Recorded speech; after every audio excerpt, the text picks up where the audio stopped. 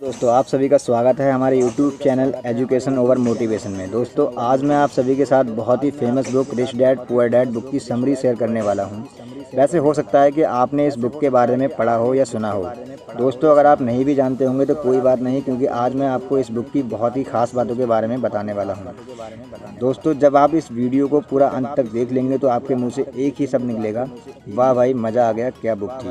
दोस्तों इसका कारण यह है कि इस बुक में बताया गया है कि अमीर लोग ऐसा क्या करते हैं जो वो और भी ज़्यादा अमीर बनते जाते हैं, और गरीब लोग ऐसा क्या करते हैं जिससे वो और गरीब हो जाते हैं और गरीब ही रह जाते हैं।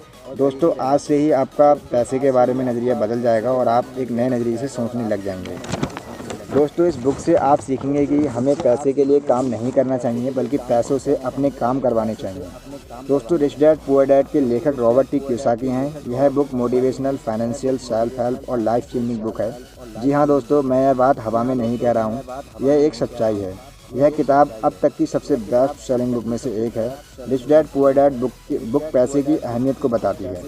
तो अब आप सोच रहे होंगे कि पैसे की अहमियत तो हमें भी पता है। जी हाँ दोस्तों, पैसे की अहमियत आप भी जानते होंगे, लेकिन बारीक सा और छोटा सा अंतर होता है। उसे लेखक रॉबर्ट टी कियोसाकी जी ने बहुत ही अच्छे तरीके उदाहरण के माध्यम से समझाया है कि पैसा क्या है और अमीर कैसे बना जा सकता है। दोस्तों सबसे बड़ी बात यह है कि दौलतमंद बनने की असली कुंजी क्या है, इस बारे में भी समझाया गया है। और इस बुक को अकाउंटिंग से रिलेटेड में सबसे फेमस बुक माना गया है। उन्होंने दुनिया भर के लोगों की सोच को बदला है। दोस्तों माता पिता अपने बच्चों को स्कूल भेजते हैं, लेकिन स्कूल में कई साल गुजारने के बाद भी बच्चों को फाइनेंशियल एजुकेशन की शिक्षा नहीं दी जाती है। दोस्तों उन्हें सिर्फ नौकरी की सुरक्षा का ही पाठ पढ़ाया जाता है और उन्हें पैसों से कैसे अपने लिए काम करवाया जाए यह नहीं सिखाया जाता है। दोस्तों बिजनेस और इन्वेस्टमेंट के फंडों को समझने के लिए यह बुक समरी की वीडियो आपको ज़रूर देखनी चाहिए, और इससे आपको बाज़ार की प्रैक्टिकल नॉलेज मिलेगी और बाज़ार की समझ मिलेगी, जिससे आपका आर्थिक जीवन बदल सकता है और आप अपने जीवन में ज़्यादा पैसे कमा सकते हैं। तो दोस्तों सबसे पहले जानते हैं कि लेखक ने इस बुक का नाम rich dad poor dad he क्यों रखा। दोस्तों अगर यह बुक उनके पर्सनल अनुभव पर आधारित है। लेखक के पिता बहुत पढ़े लिखे थे और कड़ी मेहनत करते थे और ज़्यादा सैलरी वाली नौकरी भी थी, लेकिन फिर भी तंगी हाल में ही थे। उनकी पूरी कमाई घर के खर्च और लोन को चुकाने में ही चली जाती थी। जब रॉबर्ट अपने पिता से किसी चीज़ की मांग करते थे तब जवाब मिलता था कि पैसे क्या पेड़ पर उगते हैं। वहीं जब लेखक अपने करीबी दोस्त के पिता को देखा तब उन्होंने देखा कि दोस्त के पिता अमीर थे और उनका एक बिजनेस था, लेकिन उनके पास किसी कॉलेज की डिग्री नहीं थी। वे आर्थिक रूप से संपन्न थे। तो ऐसा क्यों था? क्योंकि दोस्तों इसका कारण था लेखक के पिता की पैसों के बारे में घिसी पिटी विचारधारा।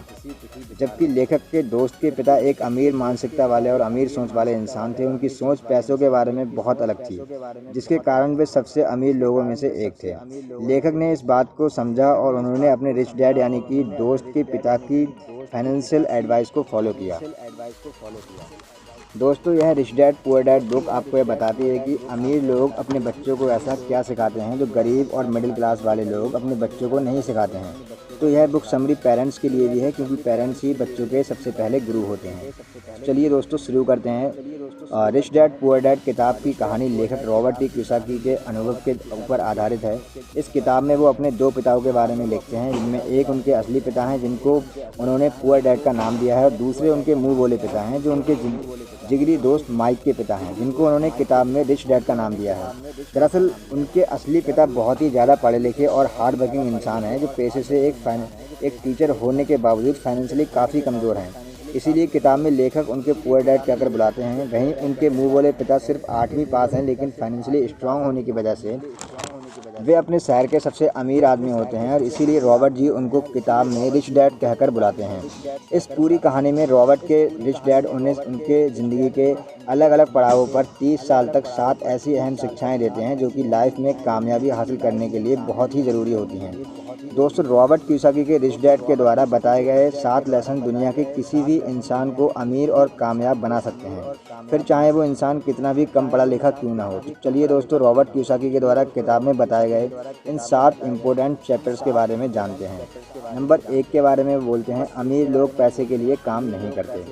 रॉबर्ट के रिच डैड बताते हैं कि दुनिया के ज़्यादातर लोग कई दशकों से एक विशेष तरह के सर्कल में फंसे हुए हैं, और रॉबर्ट के रिच डैड इसे रैट रेस यानी चूहा दौड़ बोलते हैं। दरअसल दुनिया के ज़्यादातर लोगों को ज़िंदगी सिर्फ अच्छी कॉलेज में पढ़ाई करना और अच्छी नौकरी ढूंढना और शादी करना और उसके बाद ज़िंदगी भर अपनी सैलरी से अपने घर व कार जैसी चीज़ों के लोन भरते रहना ही रह गया है।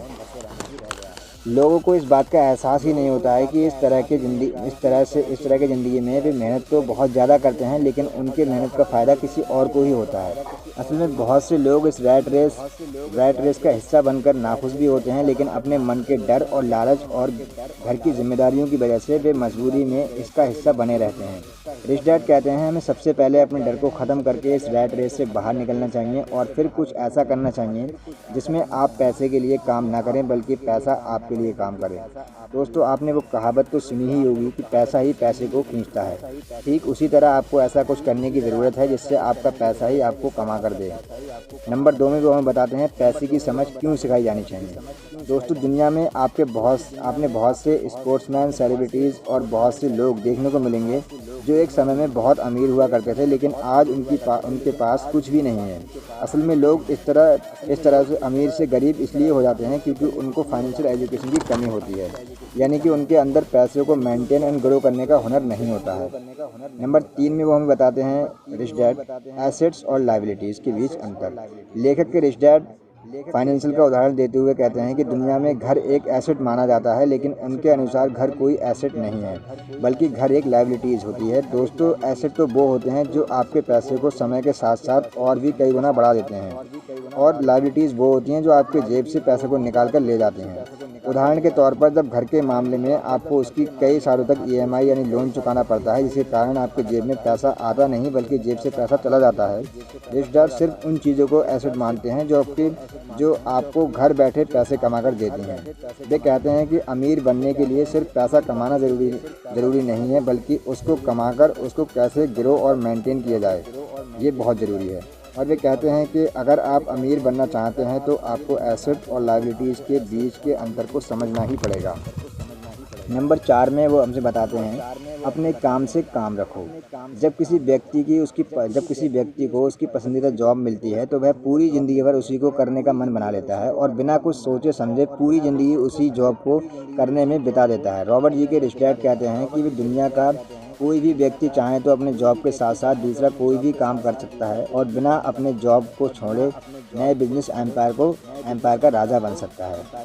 दोस्तों, इस बात को समझने के लिए दुनिया की सबसे बड़ी फास्ट फूड कंपनी मैकडोनाल्ड के फाउंडर रैक रॉक का उदाहरण लेते हैं। अगर हम में से किसी को भी ये प्रश्न पूछा जाए कि रैक रॉक किस बिजनेस से पैसा कमाते हैं, तो हम सभी का यह जवाब होगा कि वो उनके फास्ट फूड बिजनेस से पैसा कमाते हैं। दोस्तों, असल में रैक रॉक का मुख्य व्यवसाय मैकडोनाल्ड का नहीं बल्कि रियल एस्टेट का है, और वो रियल एस्टेट से ही ज़्यादा पैसा कमाते हैं क्योंकि मैकडोनाल्ड के बिजनेस को बड़ा करते करते वे आज दुनिया के अंदर सबसे बड़े रियल एस्टेट ओनर बन चुके हैं।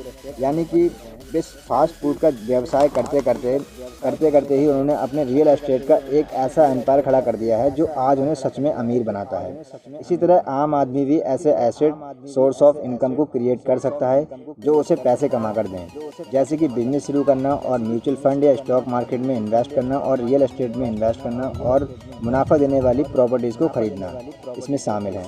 दोस्तों, इनमें से कोई भी एक तरीके को अपनाकर आप अपने लिए सोर्स ऑफ इनकम बना सकते हैं। यहाँ तक कि रिच डैड तो हर व्यक्ति को ऐसा करने का सजेशन भी देते हैं, क्योंकि ऐसा करने पर कोई व्यक्ति रिच और कामयाब बन सकता है। नंबर 5 में वो हमें बताते हैं टैक्स का इतिहास और कॉरपोरेशन की ताकत। इस लेसन में रिच डैड टैक्स का इतिहास बताकर यह कहते हैं कि टैक्स असल में अमीर और गरीब के बीच में फ़र्क को ख़त्म करने के लिए बनाया गया एक सिस्टम था। अमीर और गरीब के बीच में फ़र्क को ख़त्म करने के लिए बनाया गया एक सिस्टम था, यानी कि शुरुआत में सिर्फ अमीर लोगों के ऊपर ही टैक्स लगता था और टैक्स के उन पैसों को गरीबों की सुविधा पर खर्च किया जाता था। लेकिन समय के साथ साथ धीरे धीरे मिडिल क्लास और अपर मिडिल क्लास लोगों के ऊपर भी टैक्स लगना शुरू हुआ, और आज की बात करें तो यह मामला पूरी तरह उल्टा हो चुका है, क्योंकि अमीर लोग अपने दिमाग और चालाकी का इस्तेमाल करके खुद को टैक्स देने से बचा लेते हैं, और सरकार के खाते में जो टैक्स जमा होता है वह सिर्फ मिडिल क्लास और अपर मिडिल क्लास के द्वारा ही जमा किया जाता है। बड़े बिजनेसमैन और उद्योगपति पहले पैसा कमाते हैं और उसके बाद पैसों से अपनी ज़रूरतों और ख्वाहिशों को पूरा करते हैं और बाद में जो कुछ भी थोड़ा हिस्सा बचाता है उस पर वो टैक्स पे करते हैं। और वहीं पर मिडिल क्लास परिवार के लोग पैसा कमाने के साथ साथ ही टैक्स भरते हैं और अंत में जो कुछ भी बचता है उससे अपनी ज़रूरतों और ख्वाहिशों को पूरा करते हैं। नंबर 6 में वो हमें बताते हैं अमीर लोग पैसे का आविष्कार करते हैं। Jeff Bezos, Bill Gate, Mark Zuckerberg, Elon Musk और अगर भारत की बात करें तो धीरूभाई अंबानी, मुकेश अंबानी, अजीम प्रेमजी, रतन टाटा, शिव नडार और ऐसे कुछ लोग हैं। ये ऐसे लोगों के नाम हैं जिन्होंने दुनिया के अंदर एक ऐसा